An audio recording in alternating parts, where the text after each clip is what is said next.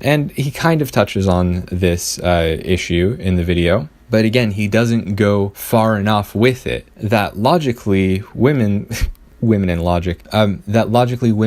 would be happier if they didn't have sex until they were married, or if they got married to the first person they had sex with. Overall, women and men would be happier if women reduced the amount of sexual partners that they had. If it was a more monogamous, more trusting society, then marriages would be more stable, and marriages are the foundation of the family, and the family is the smallest unit of society. I should expect rationally thinking people would be able to understand these concepts, but the majority of people out there aren't rationally thinking and don't give a damn about these things. So I don't expect the majority of women to understand why monogamy is a good thing, but this is one reason why I very much support spirituality and Christianity explicitly. I don't really have a problem with versions of paganism either, but the bottom line is that people who can't understand things rationally, which would be the majority of people out there, need something that they can emotionally connect to that gives them guidance and gives them justification for a certain way of behavior, for a healthy way of behavior. Currently, people are emotionally invested in unhealthy ways of living because of propaganda, through media, through social norms that are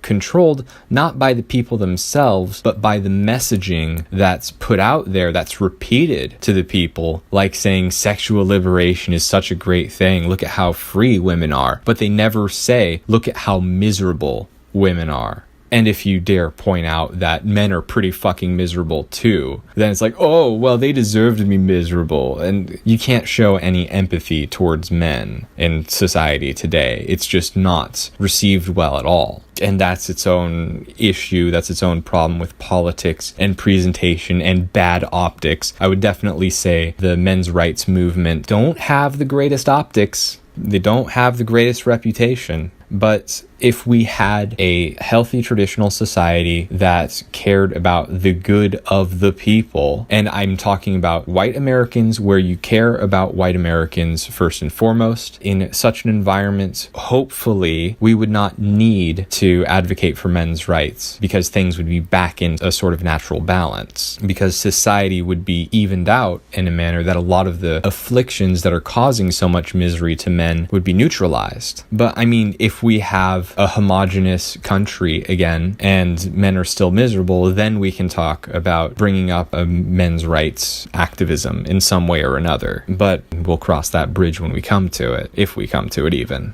The next bookmark I would recommend, which has been censored from YouTube, but I believe you can find it pretty easily on BitChute, is Andrew Joyce, The History of Jewish Influence.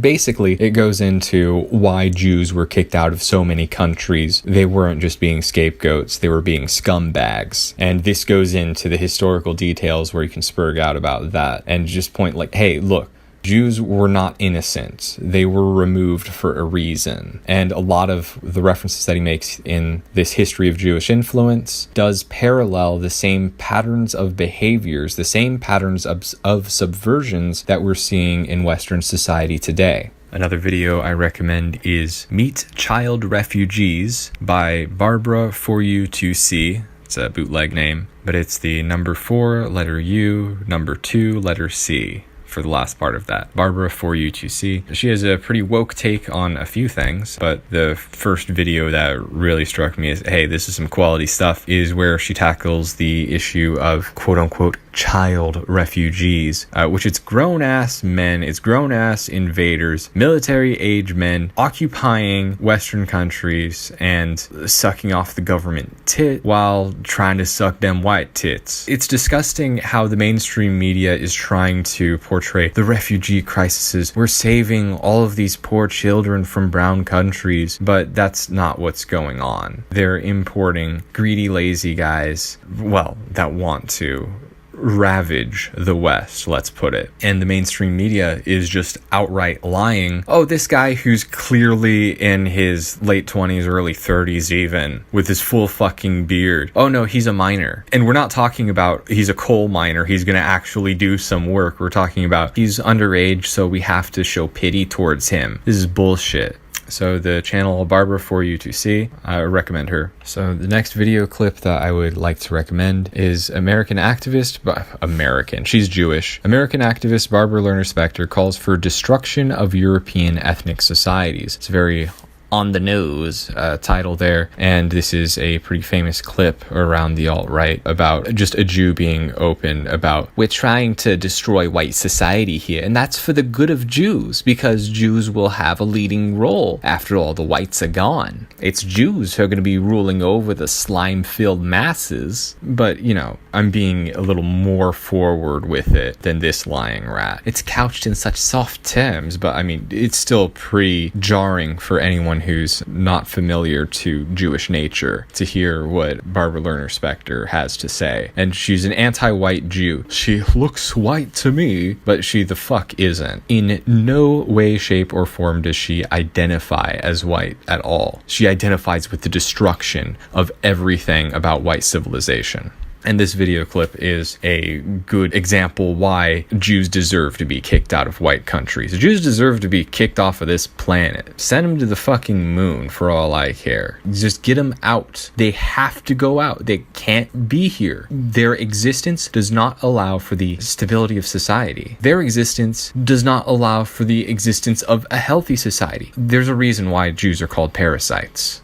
Let's just leave it at that. And if you want to see the videos I'm referencing, all of them are in the description down below, just a reminder. And the last item that I would like to recommend on this list is titled How It Fits Together by Dr. William Luther Pierce. And there's a collection of Dr. Pierce's lectures that are available on the YouTube channel Herr Nordstorm. It is HERR_NORDSTORM. Pretty good resource if you'd like to do a deep dive into these issues. And it explains why it's not a conspiracy to, for example, talk about Jewish control. It explains the motivations that are involved in political manipulation. It's really eye-opening to, well, to people who aren't woke to the JQ. And we have a kind of double-edged sword with trying to be intellectual and trying to have a sense of integrity about the way that we argue things. Like trying to go over the intellectual points here about their clear motivations for why Jews want to subvert white cultures, where we don't have a fanaticism that motivates the masses.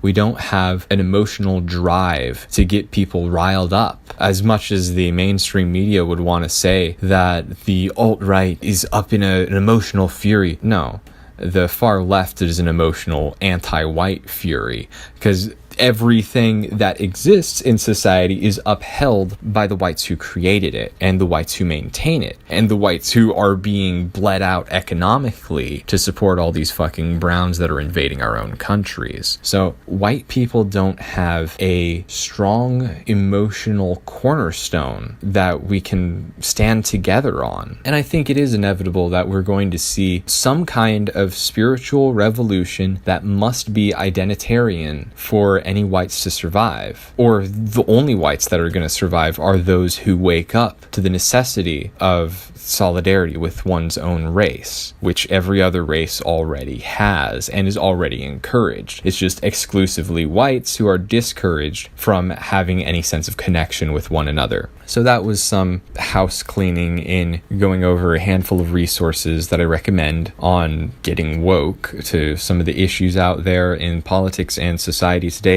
I definitely recommend Dr. William Luther Pierce, listening to his lectures. And that's all I had to talk about. And thank you very much for listening. Again, links to what I'm talking about are all in the description for your own reference. Thank you for listening.